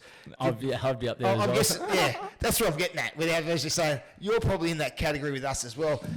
Was there any, you know what it's like with boys in each other's pockets. Sometimes fucking get someone a bad note. One of the cranky older blokes might blow up. Was there any of that? Did anyone? You imagine the hurricane, Brandon Smith, the Tasmanian Devil, fucking. Oh yeah, India. he was into me a fair bit. He was into everyone, to be honest. And I reckon Bellyache had a couple of short fuses with me, Welshie and Brennan. But mate, funny enough, I think if some of the boys were angry at each other off them, I think they'd just go to their room and not come out, just piss off. Mate, there was a couple of times I was seeing red when I was playing some board games. Yeah, I was like, because they were fucking cheating, and I was off it. So I was like, fuck this. I go back to my room and just not, and then I'd cool down and come back out and go from there. But mate, funny enough, not everyone. That's what I mean. Like I was hanging out with people one day, and then next day I'd probably hang out with other people, and just depending what mood you're in. Yeah. Played a lot of volleyball as well. Yeah. Was it in the jeans in beach volleyball? Like, Yeah, BTs. Now, mate, this was your fourth grand final. You're playing Penrith. How much different did it feel like a grand final? Obviously, the crowd's not as big, but there's still 40-odd thousand there, which is fucking big enough. Yep. But the preparation's different, and blokes like yourself and Jesse, Smithy's obviously played 1,000 as well. Jesse's played a fair few. Like you blokes are starting to play Kenny, Bromwich is playing in a fair few now. How was it preparing for this one compared to the others? Yeah, I still feel like we were very confident going into that game, even though Penrith were the best team all year.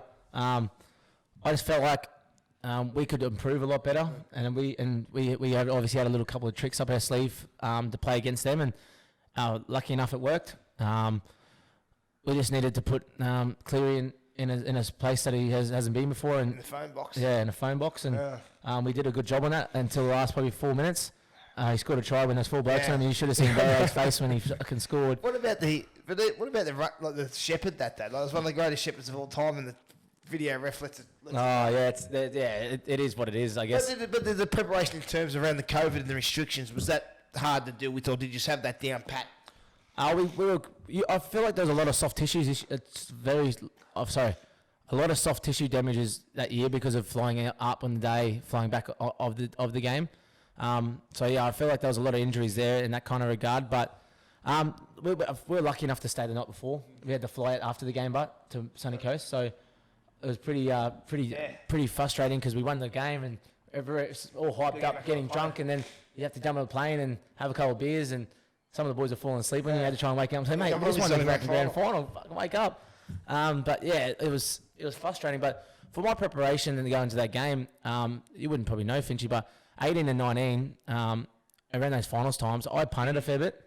I punted a fair bit and lost a lot of money in those weeks, and that probably screwed up my mindset.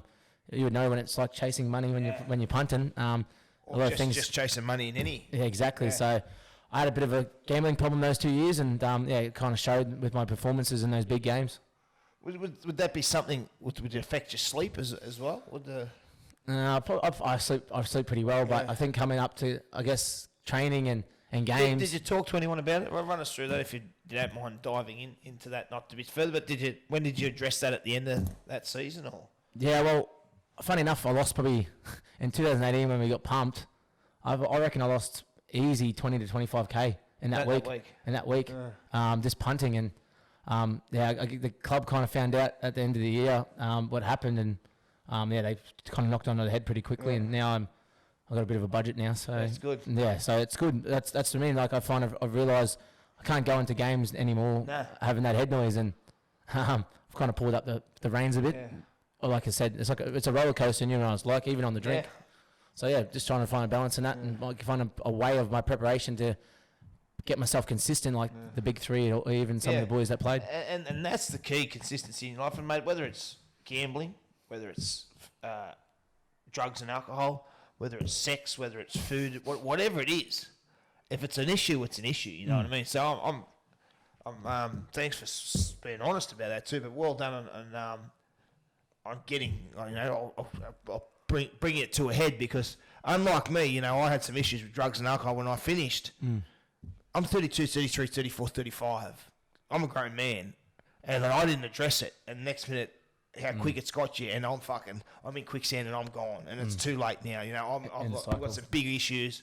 I had to go get some serious help. So well done with that. Do you find that's all your preparation now? Because I was surprised you said that, because I was about to ask the next. The way you come into big games now, and then I'll talk about the Origin a bit later, but the final series this year, your preparation, just where you were, like your presence on the field, just the way you run out, the way you look with when there's a big play, you just look that confident, and you've elevated your status into, in my opinion, one of the best, if not the best player in the game. You're that confident in these big games now where you believe it's your stage.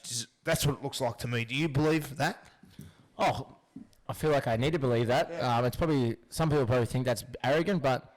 Well, it's good arrogance. It is arrogant, but it's a good arrogance. Yeah, mate, you need it. It's a fucking national game. You're playing the best of the best. Yeah, and I guess in some of them games, or big games before, I was really hesitant, like, just hoping it would happen and just allowing it to happen. But I guess hanging around Cooper and Bill and Smithy, and I know I keep bringing their names up, but they were just so confident in their preparation, and they knew whatever they did, it would come out in the game. And I try a lot of it at training, and no doubt about it, not all of it comes off. Nah. But I find 9 times out of 10, if I do it in the game and I've done it in training, it's going to come.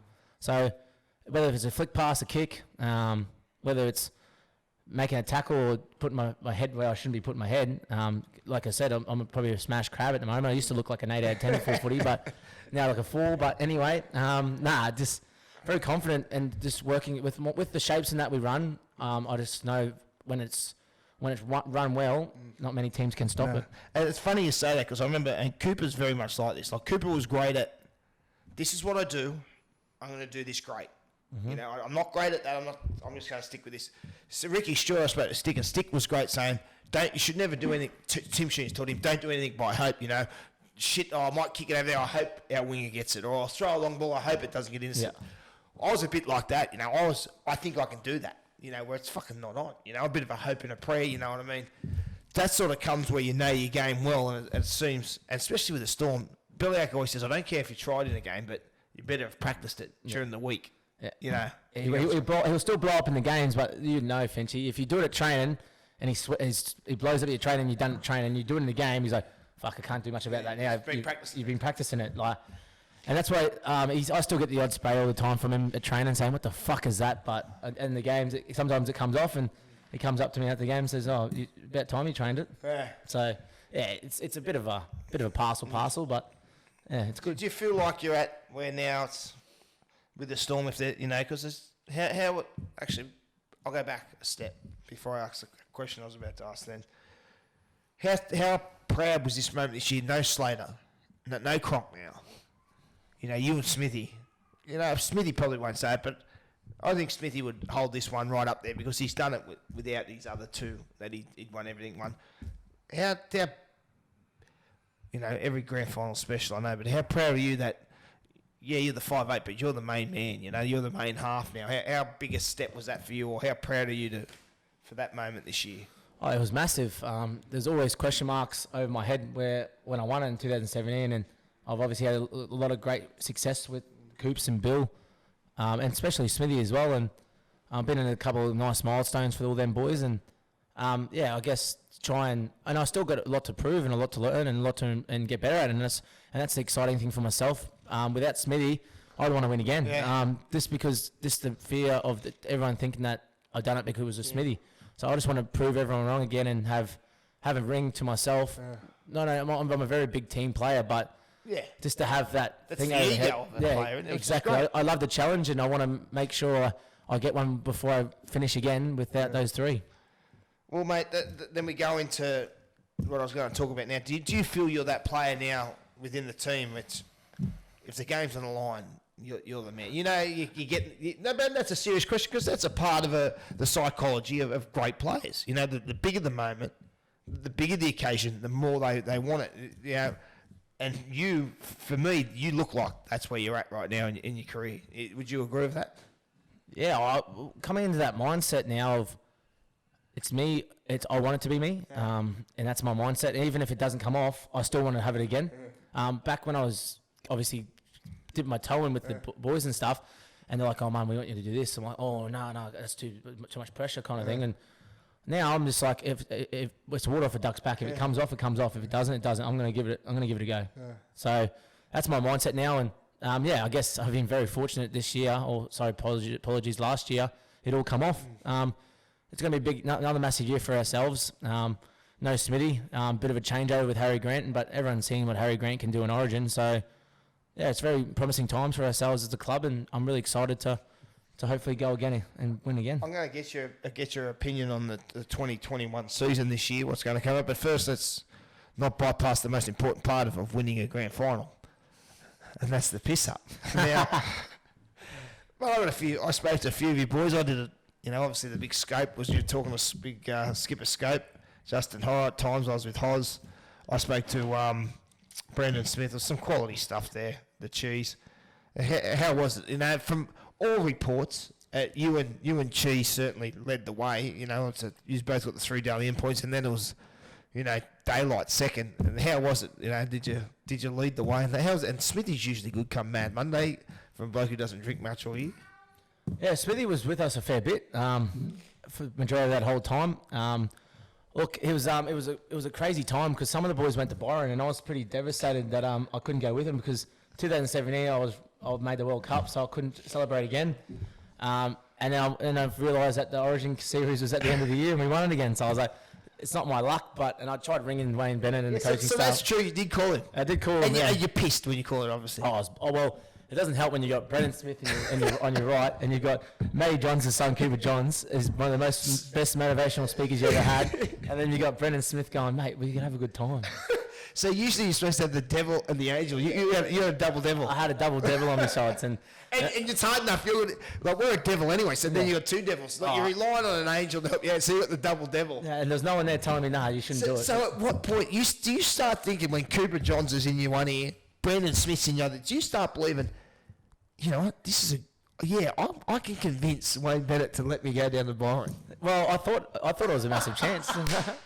I literally thought when I had Brendan Smith in there, I thought I was on cloud 9. I thought I was about 7'6", and had Cooper on my left, and I was like, I'll give it a go. And they're pissing themselves laughing. I remember it clear as day because I was still pretty half tanked. And he said, mate, wake up to yourself, get back in the camp. And then I was like, yeah, okay, no dramas. Hung up, and then I just remember talking to Brendan and how much fun they had in Byron, and then I guess regardless if we won the Origin series or not, I was going to celebrate regardless. So it just made it even sweeter. Well, we talk about Origin. How was Origin to play at the end of that year? How was it?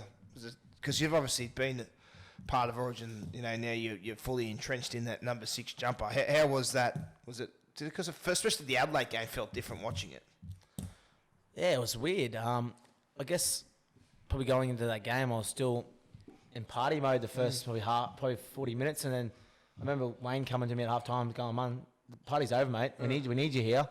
And I was lucky enough answered. Yeah, I was lucky enough to pull some stuff out of my ass in game 2. I guess game 1. But it was a weird one, eh? It was no disrespect to the Blues, they're a great quality team, and when I was 10 to 16-0 down, I'm not sure how big it was. I'm thinking to myself, God, this is gonna be fucking really hard for us to get back here. We were a good side, but the caliber of players they had in their team, and we're just lucky enough that everything fell together, and we ended up winning game 2, and game 1, game 2. You concussed. Yeah, game 2 I was out like a light. I've never had that experience before, so when I got up, I probably should have stayed out a little bit longer, but I've never been in a HIA bin before, so I got up and started stumbling and lost my legs, and I literally thought I was had about 30 beers in my belt. So I remember getting up, and then literally the whole week, Alfie Langer was in my ear calling me Maggie, and I'm like, what's Maggie? And he's like, mate, 2-minute noodles. I was out there for 2 minutes, and I was... It's like a big noodle. Yeah, exactly. So, it stuck to Maggie. Everyone was calling me Maggie for the whole week, and I guess I needed to make sure I was out there for more than 2 minutes in game 3. Well, we talk about more than 2 minutes in game 3. It's... Mate, and this is in all seriousness, it's as dominant performance, your game 3, as anyone in Origin history. I don't care what you say. That's as a dominant performance. I'm talking, I look back at the great running 5'8", and Origin's always been dominated by 5'8", who's a runner. He's obviously the Wally Lewis in the 80s for Queensland. Laurie Daly, early 90s, when he turned the tide. Daly was unbelievable, and Freddie went to 5'8" for his career in late 90s, early 2000s. You had Lockie for Queensland again, and then yourself. Mate, where does that sit, this game? Because, mate, this is not exaggeration. It could be as good as individual performance in the history of Origin. In their game, I'm not saying, I'm sure, you know, that it's like your Thurstons and all the greats have had unbelievable end of Joeys and all those. But, mate, it's as good as any of those. How do you look back on that game? Because it's a decider. Yeah. It's a full house now in Queensland. You know, he's been described by some south of the border as the worst team in Queensland. And really, whether or not you like it, the fact, and I think you would probably know that the result hinges on how you play. Yeah. Game 1, you fucking come alive second half, you win them the game. Game 2, you get knocked out, you don't play, you just get fucking comfortably beaten.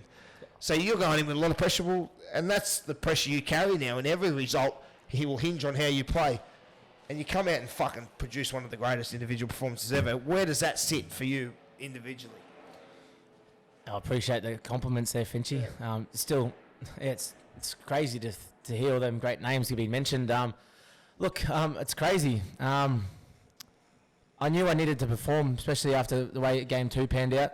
I know I couldn't really control the outcome, but I felt like I let the state down, even though I wanted to go out there. I passed my HIA test in Game 2, and the doctor still classed me as a Category 2, where I couldn't stand up straight and wasn't really there. So I said, mate, that's me every weekend. Category 3 on the weekend. Category 3, cyclone. But I was filthy. I was devastated, sitting on the bench and watching the boys go out there and try their hardest, and it just wasn't working for them. And the Blues gave them a bath.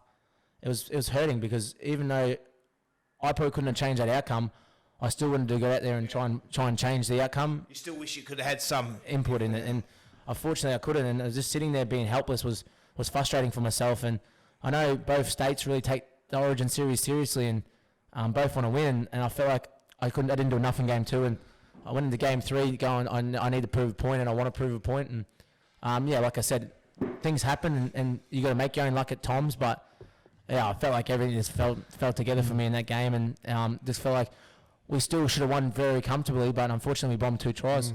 Yeah, exactly. And the try, you just let them scores off a kick. DC. And it's funny you talk about how you wanted to play Game 2, and you knew at the scoreline that time you come back on probably didn't make a difference. But as rugby league players, we don't see the big picture too often. You know, the big picture is Game 3. You know, we've got to let this one go. But at the time, you're thinking, no, I'll beat myself to a pulp trying to win this game. Yeah. Fuck next week. You know, obviously they had bigger fish to fry, you know. I mean, obviously the doc had his reasons with your melon, but you're still thinking, don't worry about Cottonwool, don't worry about next week. I'd rather fucking lose today, but at least beat myself to a pulp trying than fucking worry about next week. Fucking oath. I feel like that was my mindset always. Win, lose or draw, I hate losing, there's no doubt about it, but there's no other better feeling than going out and playing with your teammates and your mates, and you know that going into a group and all the boys and the culture and stuff. You just want to win. It's the best. And yeah, it's just it's hard to explain to people, and people still don't understand it. But yeah, I just felt like I let everyone down, even though I didn't have an outcome or control over it. Well, you should feel like when you actually do let people down, like I just. Now we'll go, mate. We'll talk. You've done some big moments, mate. On and off the field. I want to talk about the try you set up. I think for Edric Lee, this is his first try. He kicked the ball 3 times. I don't think I've had 3 positive kicks in a game. You've done 3 in a fucking 25 seconds. Yeah, and mate, it was quite remarkable. And the way it looked like you're playing fucking Oztag or touch footy, mate. The way you had this ball on a string, you're not supposed to do this at Origin. Run us through it, you come down the short side, you put a little grubber ahead, you regather it, you kick it again, you get the ball back, you get a first receiver, next tackle, you do a cross field, he's got 6 again, didn't you? So that's play 0. Yeah. So then on play 0, what do you do? Kick it across the field, yeah. Kick it across the field, bounce the ball, Edric Lee gets it, he scores on debut. Mate, that's why I say you just look like you're at the top of your game, where you're like we talk about used to think like it's 0 tackle in Origin. We just got 0 tackle. 99.9% of players going, well, I can see space, well, let's pass it there. 0 tackle. Without hesitation. After you've already fucking kicked the ball twice in the last tackle, you put it on the foot again. Yeah. That's when we're saying, that's why I say, well, look at you. You're just you're playing what you're seeing. The confidence is there. There's no recollection of what's time is it, what's the score. It's fucking, the kick's the right play, I'm doing it. Yeah. Yeah, that's it, Finchy. There's no fear in what you're doing. No, well, you did the exact same thing as well. Just backing your instincts, and when you do back your instincts, things tend to happen. And I feel like a lot of halves or a lot of players go away from that now. A lot of coaches are trying to make them really structured and getting away from what works for them. And a lot of kids forget why they got there. They got there because they ran the ball and they played back footy. And paid the coach. I doubt that. You played in some big moments of games, mate. I've watched them, especially that field goal in Origin. Oh. But you're back, yeah, half. But mate, that's where you looked at the top of your game, and yeah, that you weren't thinking, and it was like the grand final. You everything, you just had absolute belief and confidence in your own ability. It was crazy. Chesser had the ball, and I thought he was kicking it, and I was going to chase through for the kick, and then Cleary or someone spooked him, and he's hit me, and I've just tried to, as instinct, fended off Cleary, and I seen Joshy up.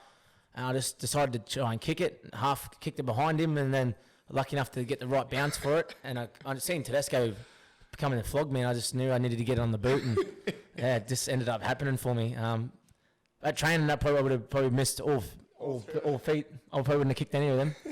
But the frustrating thing was it was a right play to kick over to Edric and Branko, but it was a shin kick, and it bounced right, and I was like, took a leg break, didn't it? I was like, fucking hell. And went right, and Branko touched it, and I went, I've just fucked this. Yeah. And then it ended up going backwards, which we were fortunate enough, and then Edric just found the line, and when he blew the whistle, I went, hey, thank fuck for that. Mate, how's your preparation? I know you're, what do you like in the sheds before those big games?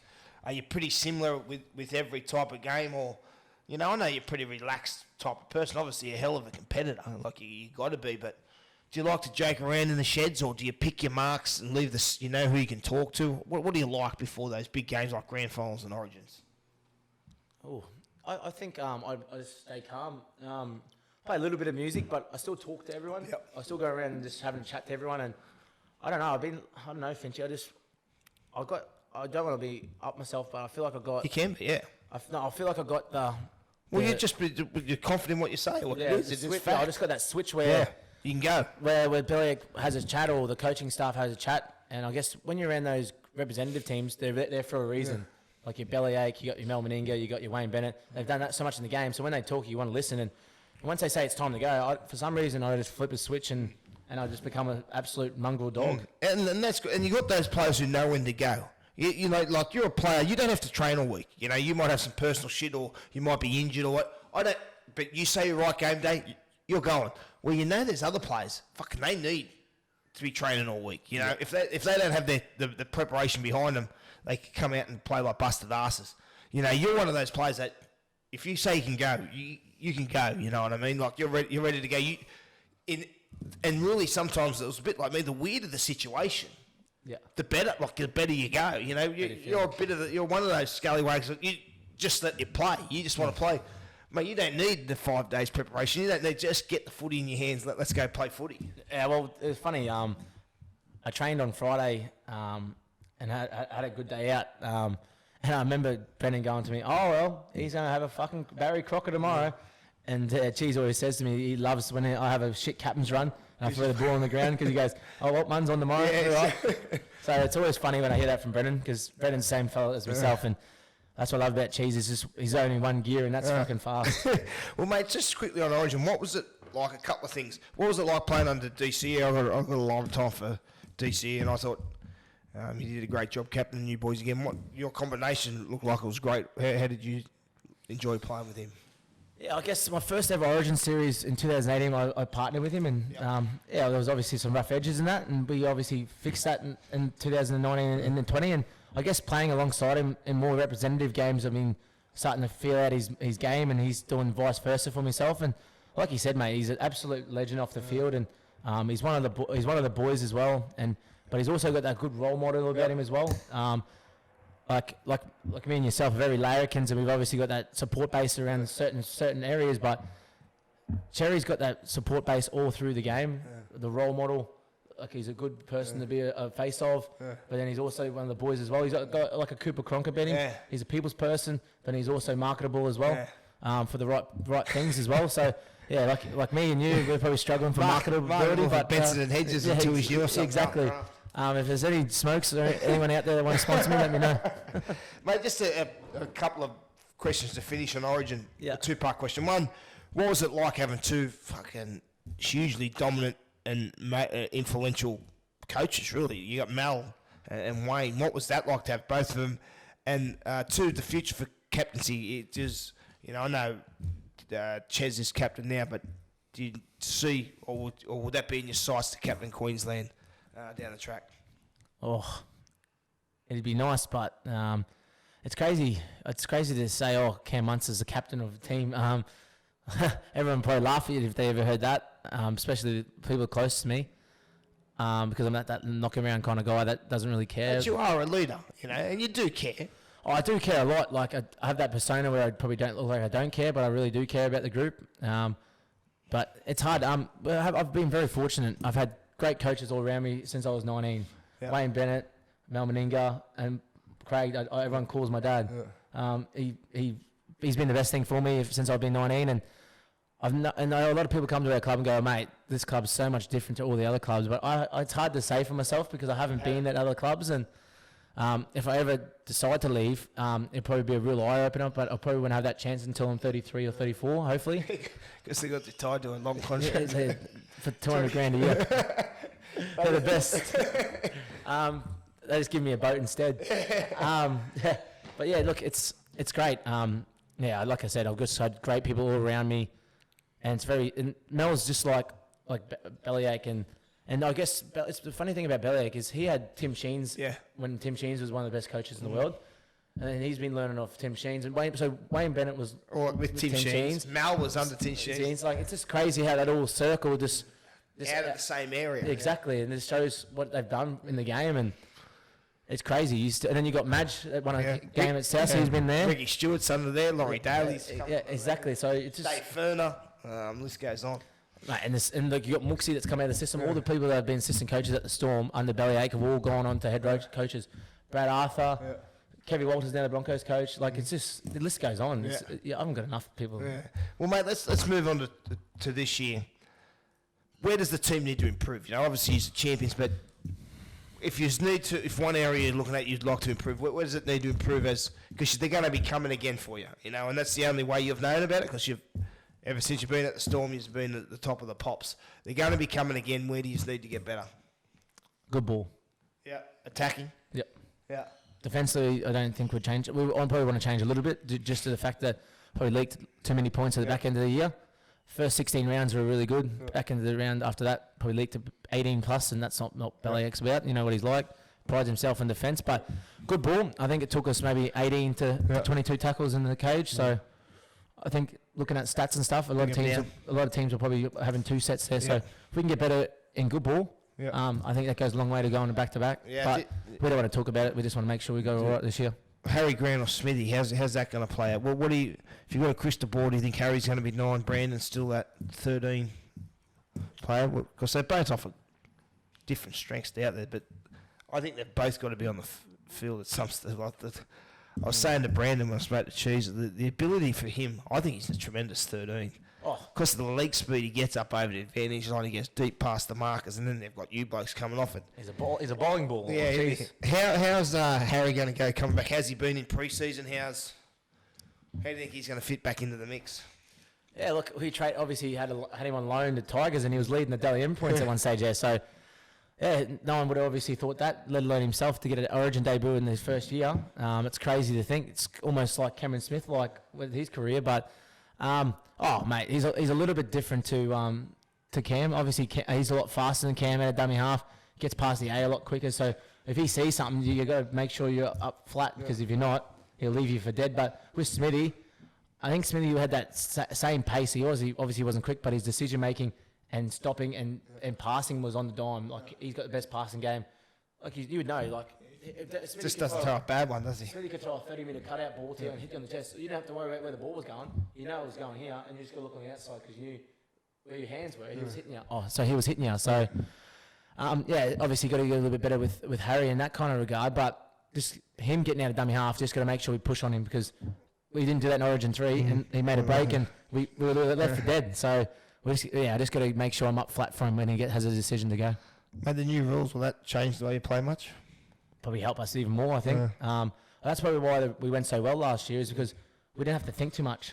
It's fast game, fast flowing, Go. man down, just flood the middle. Flat and fast, in a bit like some of those training sets. Just Exactly. training through the middle, they put a man down and away you go. Exactly. Like, teams are too good now, and they've obviously changed the rules because the game was so slow at one stage, but those block shapes or those getting out and ball playing, teams are too good defending them now, and they know their systems and know what's going to happen. They can't handle when someone's getting out dummy half and they all turn in and someone's punching a hole.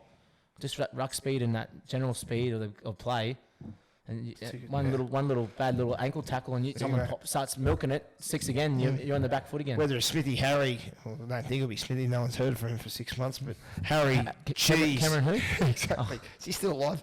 Are you still alive, Smithy? There you got yourself off the back of that Pappenhausen. Yeah. That's one thing about a Storm, you got plenty of strike in that spine through there or through the middle. Oh, mate, it's ridiculous. And everyone had question marks over Paps. Even I did as well, just coming through.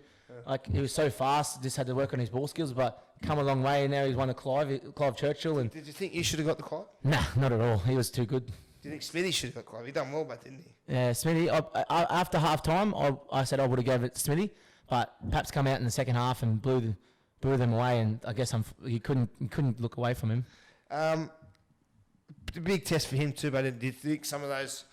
Well, who's a younger guy you think will come out of the ground? Oh, I'm very impressed of Dean. We call him Noodle. I can't pronounce his last name.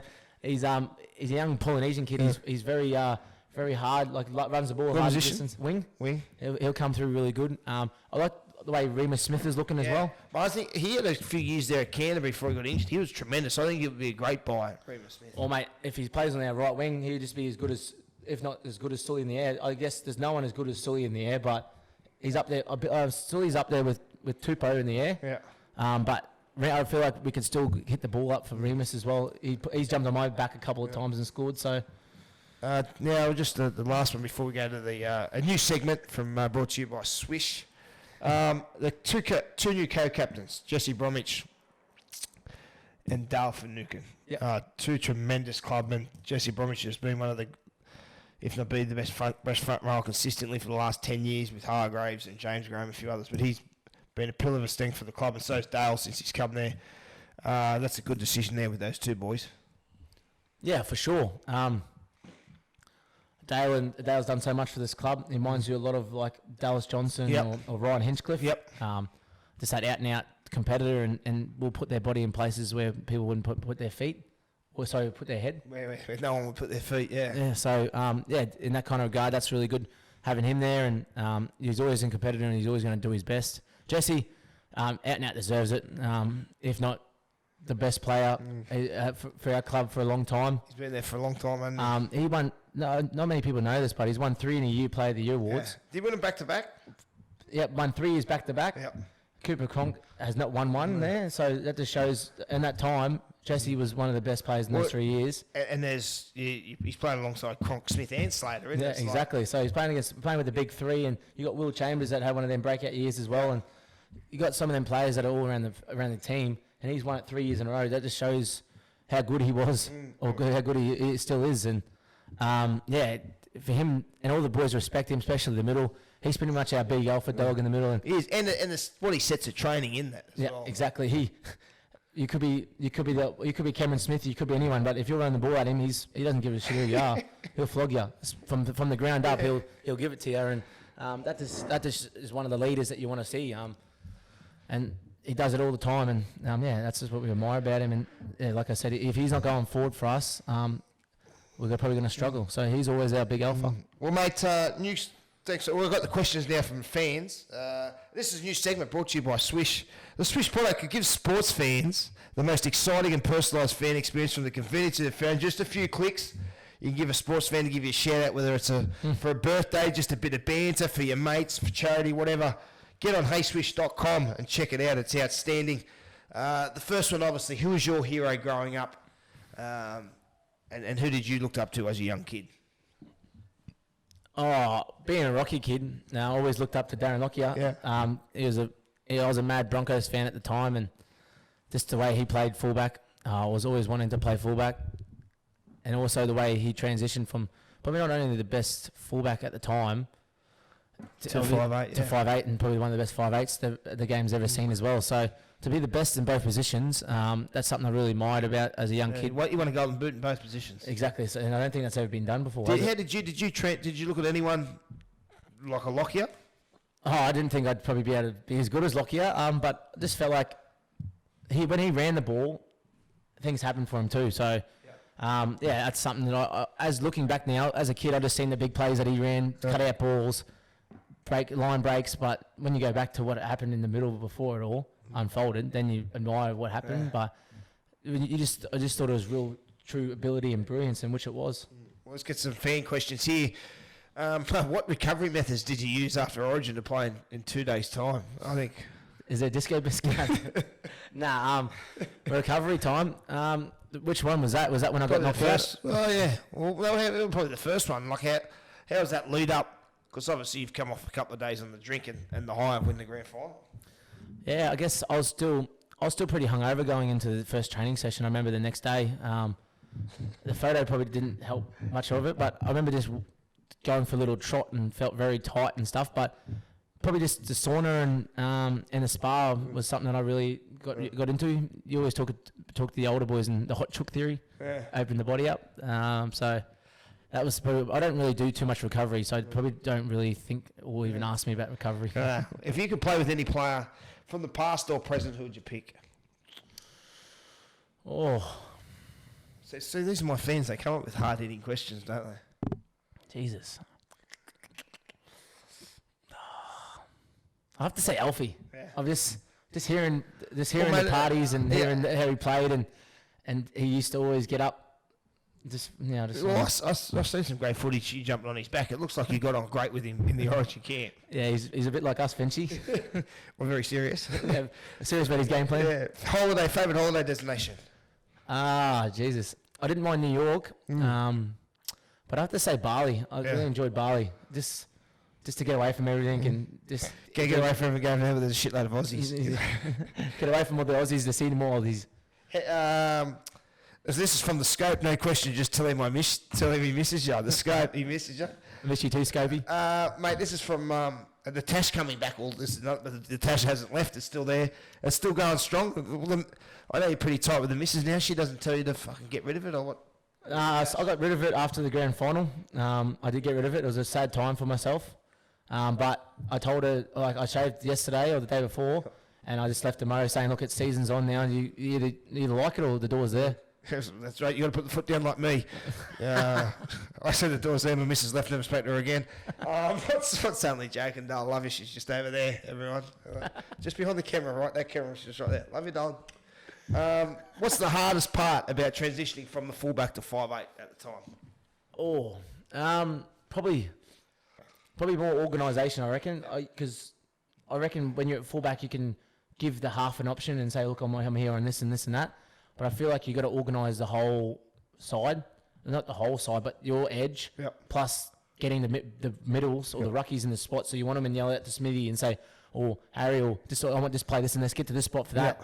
And I guess that was a real eye opener for myself because when I was at fullback, they might call a play and have something, but if I see something, I'll obviously override it and go down the short side and have a 3-on-2, or if not, try and have a little sneaky play with Smithy or whoever was at the half at the time. Mate, who's going to be kicking goals, you or Papa? I think it might be Paps, mate. I kind of tore my quad in 2012. Kicking goals? Kicking goals. He just said, that's it, fuck it off, you're not kicking again. Did you ever play touch footy growing up? Yeah, I did actually. Funny enough, I play with some guys that have actually played for Australia now. So, and I played against some players as well. Played a couple of some big games in touch, but I wasn't overly great at it. I was okay. Was okay. Yeah, I used to play touch every weekend. It was just a shame I was playing NRL, playing touch. What would you be doing if you didn't make it as a footy player? Oh wow, probably Probably working in retail. Probably pushing trolleys. Mate, look, Lucky I can play I football. won't say this question, just read that one. Well, what's some of my fans like? What is that question? I can't say that. How big's your TikTok? Heard it's decent. Well, you may well have to I think that was myself. Did you say this from Munster 94? Was that you? That's who. That is true. It's Munster 94. Mate, that will do me. I didn't rip, mate. There's a question here. It says, how big is his cock? Question mark. I heard it's decent. And I've just said, I've showed the money. I thought, mate, look at this idiot sent you. He's got, I looked up top, Munster 94. Well, he's got no pants on under the table here, so I can tell you, it's quite big. What's your favourite beer? Mate, I didn't even see that actually. Oh, shit. What's your favourite beer? Favourite beer? Oh, Jesus. I have to say, I don't mind the Great Northerns, eh? Yeah, nice, I right? love me a Great Northern, you? Yeah, well, I don't drink as much these days for obvious reasons, but yeah, I used to like a Carlton Draft. The Great Northerns are nice. Mid-strengths maybe these days for me to keep myself Did you like the Green Demons? The big VBs or what? No, I was never a big Vapor. I liked Tooheys New when I was in Sydney and I liked the Carlton Draft down here, but the big green, they turned me a big green the next The day. old vomit bombs. Is it true you tipped the boys a $71 winner? Yeah, I did. True. Yeah, I was actually paid 101s. Who got on it? That's the most one on. The old man actually tipped it to me and said, "Oh mate, have a couple on it," and I threw it in as like a punters page for my mates and just say, "Look, boys, do what you want with it." But I've been tipped a roughie, and we thought. Did you get on it? Yeah, I got on it. How much you put on it? I put it. Oh, not much. I put $100 on a 3-leg multi. Yeah, had it in there and it won, so I paid about 30 grand on $100. That's unbelievable. So I was very lucky there. I was pretty shocked, but I ended up putting it back in 2008. Exactly. Yeah, you give it back to them. It always goes back. Always goes back. Biggest spray you got from bellyache? I think I've mentioned this before. Griffith University. Griffith, we were playing a trial game against the Raiders, and the night before, I was rooming with Ryan Hinchcliffe. Yeah. And it was my first, it was 2015, I haven't even established myself yet. Yeah. And I went out all hours in the morning. That's when Tinder was a big thing, and I was obviously chasing the wrong idea and wrong thing at the time, and got back at 12 o'clock at night, snuck in the room. Hinchy didn't say too much, but next morning I was chatting to the boys and having brekkie and chatting about it, and Belek was at the table behind me and listened to all of it, and then the next day he pretty much sprayed me in front of the whole playing group at the end of the game because I played the worst game I've ever played. And I remember talking to some of the fans like a week later going, I heard what he was saying to you, but he pretty much just said, look, you either want to be a professional footballer or you can go back home and fucking dig holes, do what you want. You tell me. I've digged some holes, I'd rather be a professional footy player. Who's the best player you've ever played with? Oh, far out. That's a tough one.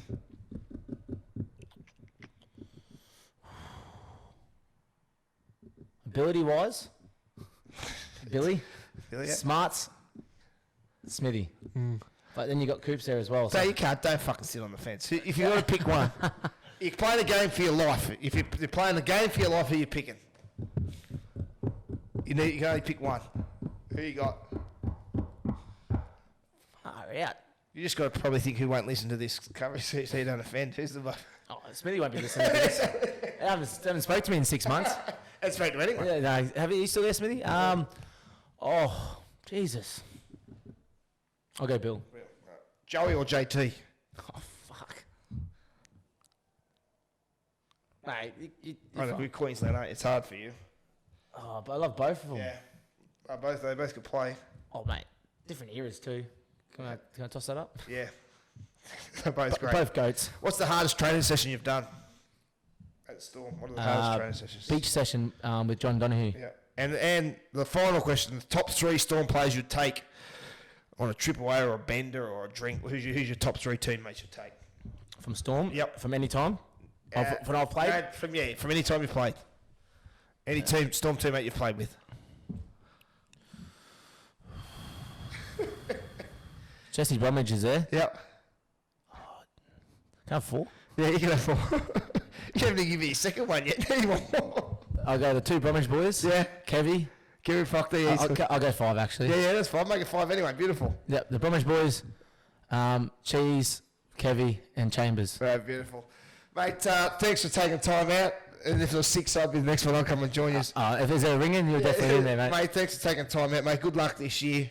Mate, yeah, like I said, I believe you're the best player in the world, and it's great to see you. The way you developed and the way you're carrying the team as a former Storm 5'8", finally someone's fucking doing the number 6 jumper proud. But I wouldn't say that. mate, I wish you all the best this year. Look forward to seeing you play another grand final, because that's all you seem to do, mate. But thanks for taking time out with Uncensored, and we'll hopefully talk during the year. Thanks, Finchy, and I just want to say, mate, hopefully you have to go see the doc again for final feeling. Well, mate, it's always good when I come and see you boys, because I get the finals fever, because you're always in it. It means you're always there. Thanks, brother. Cheers, mate. Well done, mate. I can't believe that. How long ago? 150. Beautiful. Mate, but look how many questions